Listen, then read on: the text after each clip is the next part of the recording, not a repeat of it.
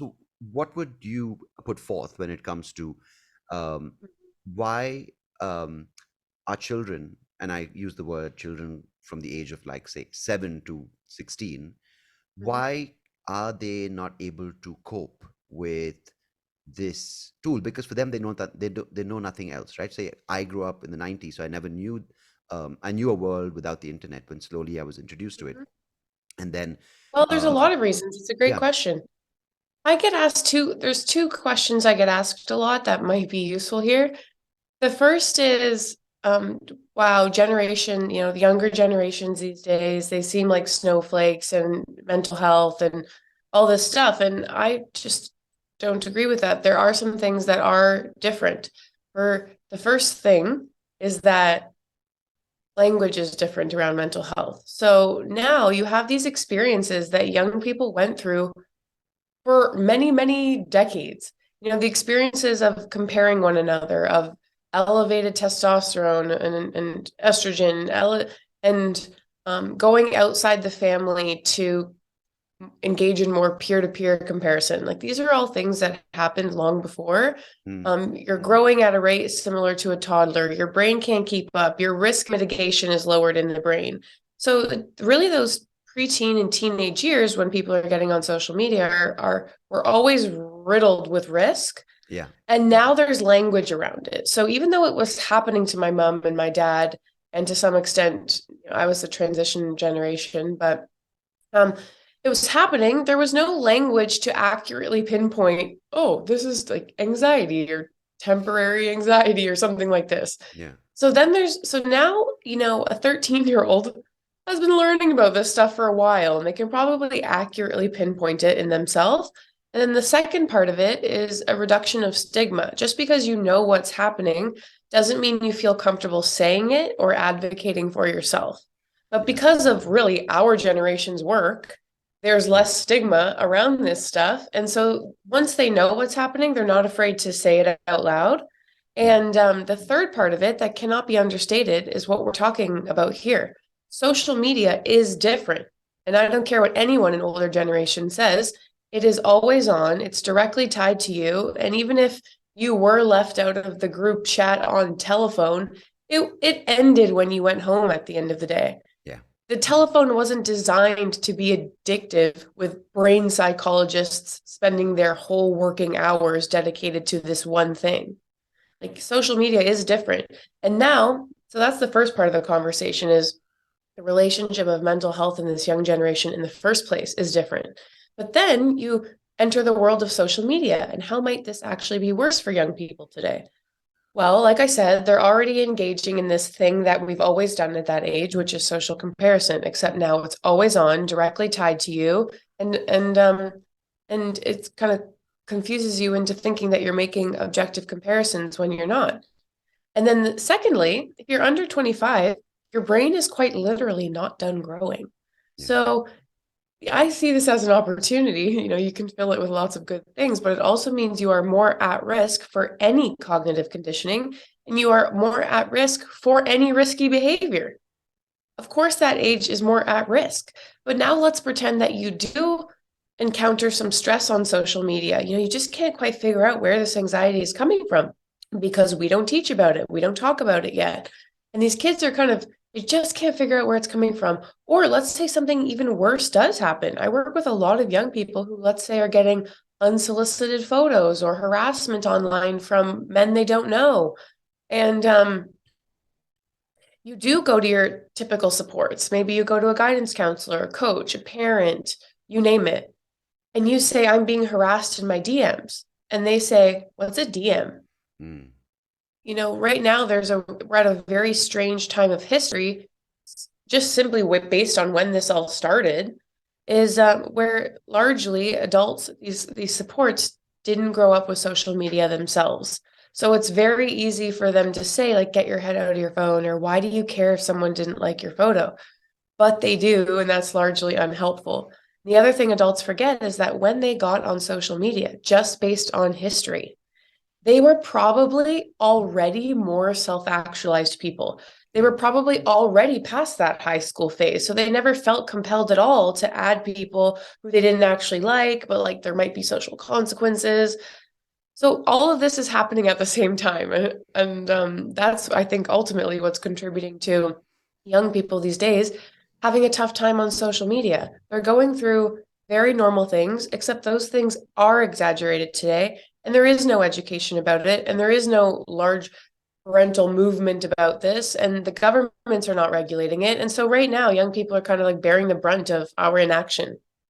Yeah, because I feel also the lawmakers who are handling these hearings about tech infringement or how they have no clue with half the terminology, right? They're like, what are these guys on about? And they, as a result, are disconnected. But the same feeling you get with social media makes you, um, which social media uses to kind of get you hooked onto, is this sense of I'm special, right? It's that hit which gets you going back and spending more hours on there. It gives you like this sense of, you know, how many likes you got, and we'll talk about that right now.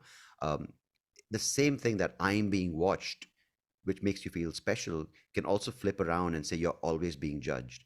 And that must be a really hard thing for a child because you don't have a private moment to gather your thoughts saying, you know what, I have my family, I have my close set of cousins or friends.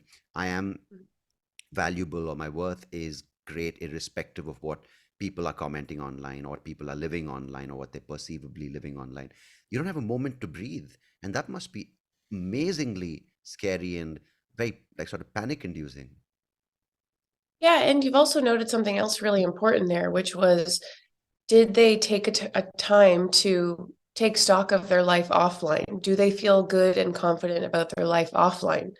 And for any parents listening, I would say that is absolutely the most important thing you can do for yourself, actually, Yeah. and your kids online. Because in my research, I asked people, about what did you have a good or bad time on social media? How did you feel as a result of using? And then what I was curious about was what made it a good or bad time.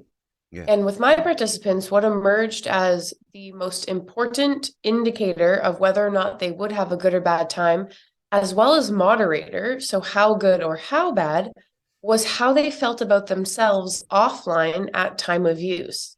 So Mm. if they felt good, like, oh, maybe I went to the gym today, or I've worked on my report for work or my project for school, then I go on social media and I see, I don't know, a fitness model and I think hashtag goals. But then if I didn't and I feel dusty and I don't feel good about myself today, or like I was just lazy today, I didn't go to the gym, then I go on the same social media and I think I hate my life. Yeah. That's Yeah. almost a direct quote. And this is really important because we know that different people are going to experience social media differently. But what's important about this is that you as an individual will experience it differently in 2 different hours of your day based on how you're feeling about yourself. So if you really want a long-term social media strategy to make it a positive experience for you, really the number one would be go build a life offline that you're content with, which seems counterintuitive, right? Yeah. Now, this guy I had on the podcast a few months back said something in a different context, but it sort of makes sense here. He said, if you live in the gym, you can eat at McDonald's. But if you live in McDonald's, there's no point really going to the gym. And it's just like that. If you're living offline and you actually have a life which you consider um, and you consider and you kind of find it. I mean, I'm not saying consciously or sustainably, but just a life that you wake up to enjoying. You have dinner with your parents or parent, or you have a time where you actually, take a breath, enjoy whatever you have. You go shopping, but the actual physical, tactile, the experience as opposed to just glued to a screen, then you can face online criticism, online hype, online validation, and come back and speak good to people around you about it. But I've noticed this, like when I was actively trying to promote my social media footprint when, 2016, 17, 18, when the entire movement was towards getting big YouTube views and getting big followers on Twitter and Facebook at that time, it was debilitating because I thought at points that my comedic ability or my content is absolutely dirt because no one's giving me likes. No one's coming for my shows based on the views I'm getting on YouTube. And I knew that I was funny because I would do live shows and people would laugh. But I'm like, why am I not Mhm. getting the recognition I deserve? And it really, and at that point, I wasn't young. I was like 35, 36. I was way past the age group that these kids Mhm. are dealing Exactly. with it. And it's hard. And that's where I'm coming from because um, the lockdown then forced me to take a step back and say, you know what, take stock of the life I do have offline. And it was Mhm. that's when I realized, saying, man, it's great. I don't need social media. But that was at the age of 38. It's not easy. And Yeah, certainly. I mean, I get the benefits of social media too. Like, I'm not about, I'll never go into a classroom and preach abstinence-based education of social media. If I told them they all had to get off social media, they'd laugh me out of the room. And yeah, I actually honestly would be a hypocrite because you found me on social media. A lot of people find my TED Talk. Like I get learning, I get business opportunities, I get to share my ideas, so self-actualization. I get to connect with friends and family. I mean, I just was in a bunch of high school classrooms these last few weeks, and I talked to them about their experience of social media too. So this is like at least one thing I can say is that, the stories I'm giving you are pretty recent. yeah. What's interesting about young people today, especially Gen Z, and this has been proven in more recent research, is that they don't view the online world like older generations. Like if I ask millennials or literally anyone above that, I say, do you think social media has made the world a better or worse place? They almost always say a worse place. Oh, yeah. And it's because they knew life before. And so they look at how it's affecting young people and they think, oh, that's probably Oh, not you're saying good. people, millennials, and before that time.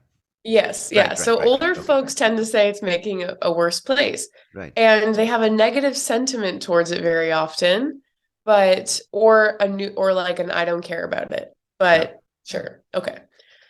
But then you talk to young people, and for them, it's neutral in their lives.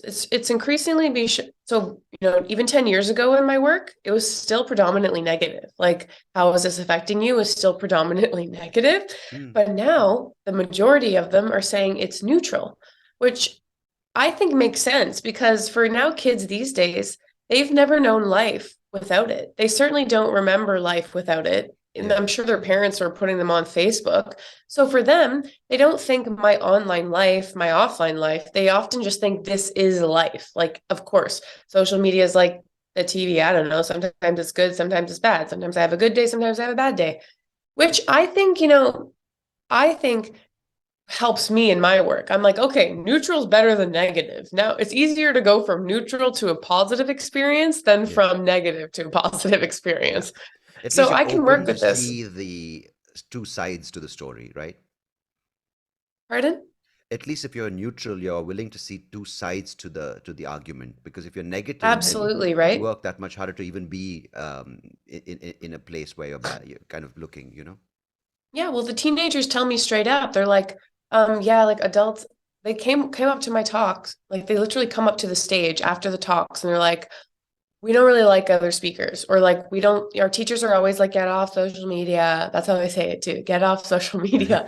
I'm But sure. we're not going to get off. So they appreciate what I'm saying and they speak to me with the maturity that I sometimes don't get from adults, to be Mm, honest, because they're there experiencing the positive benefits. They're trying to explain to their parents, hey, look, like I'm connecting with my friends. Like we're laughing here. We're having a fun time here. And for me, I would say entertainment would be a positive outcome of social media. Like, for example, I think that TikTok is highly entertaining and hilarious. I usually have a good laugh on TikTok. I don't think it's inherently worse to watch half an hour of TikTok if you're honestly being entertained than it is to watch, I don't know, half an hour of a reality television show. mm.